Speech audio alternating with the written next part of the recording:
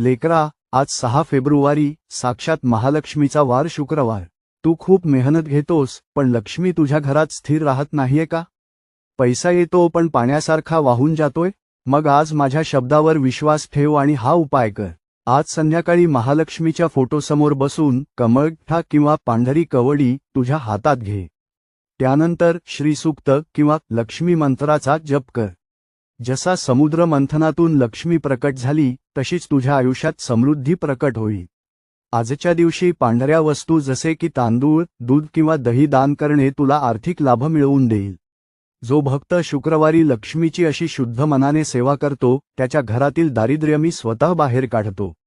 तुझे अडकलेले पैसे परत मिळण्याचे मार्ग मोकळे होतील. लक्षात ठेव, जिथे कष्टाला भक्तीची जोड मिळते, तिथेच लक्ष्मी अखंड निवास करते. या फेब्रुवारी महिन्यात तुझ्या व्यवसायात मोठी बरकत येईल.